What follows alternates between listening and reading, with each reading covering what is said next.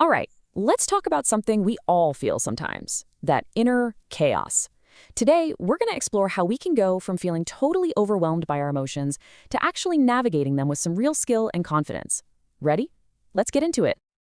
So, have you ever had one of those days, where your thoughts are just spiraling? That's what we're talking about here, thought chaos. It's when every tiny thing feels like a huge deal, and your brain just refuses to switch off. It's total cognitive overload, and man, is it exhausting. And that leads us to this quote, which honestly just says it all. We can't pour from an empty cup, right? I mean, it's so true. When all that internal chaos has you completely drained, there's just nothing left to give to anyone else. And that's why taking care of yourself isn't selfish, it's absolutely essential. Okay, so how do we actually make that shift? How do we get from chaos to clarity? Well, in this first part, we're going to dig into why this happens in the first place, and more importantly, what we can start to do about it. And look, if you feel this way, you are definitely not alone. It's not some rare thing. Just look at high-stress jobs, like in healthcare. Studies show that more than half of them, that's more than 1 in 2, are dealing with symptoms of emotional exhaustion. This is a really big deal, and it's happening all over the place. Now, it's really important to get this straight.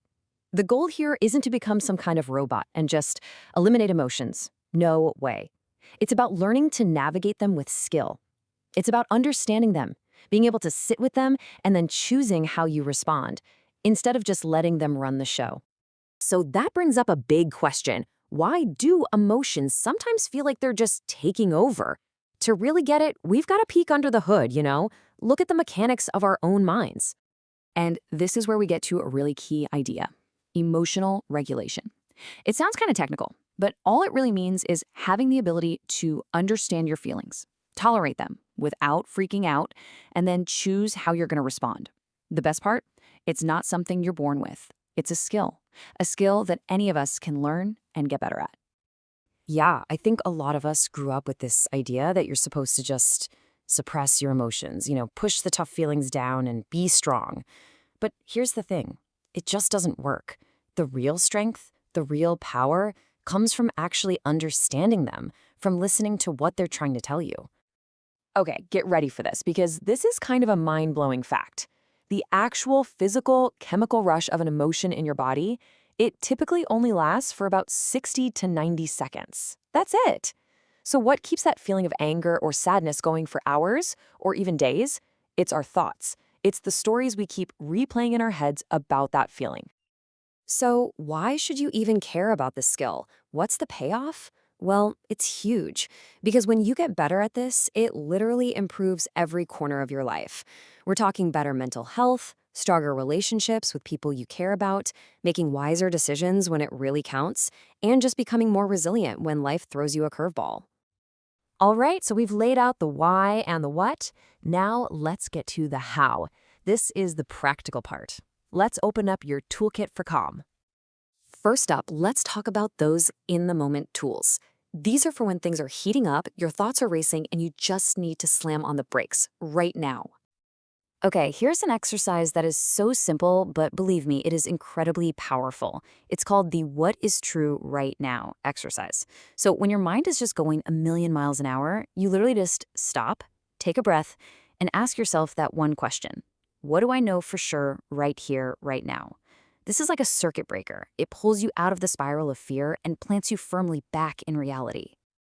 Those emergency brake tools are amazing, but the real lasting change, that comes from the small things you do every day. So let's talk about the daily habits that build that long-term resilience. So think of these as the building blocks for a more resilient you.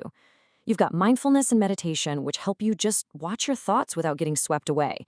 Regular physical activity, you got to move your body to get that stress out. Quality sleep, which is non-negotiable for restoring your brain.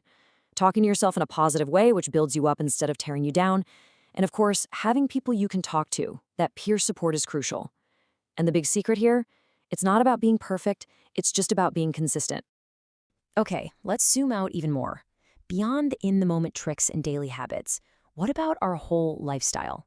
Let's look at some bigger picture ideas that can really foster a sense of inner peace.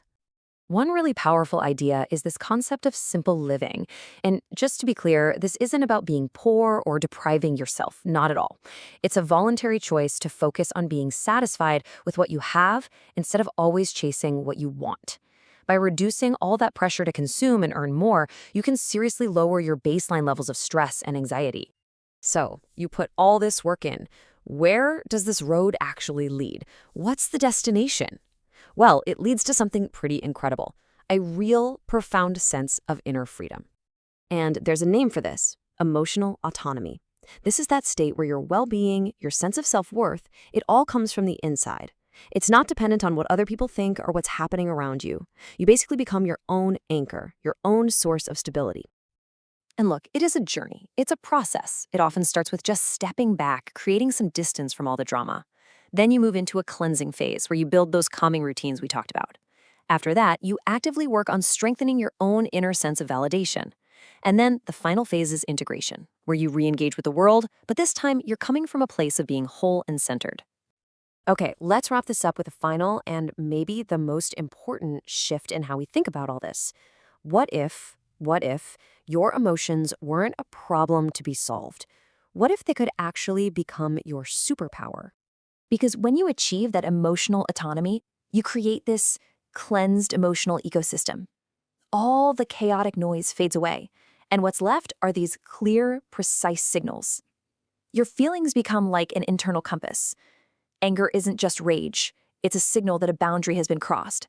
Sadness isn't just despair, it's a sign that there's a loss that needs to be honored. They guide you.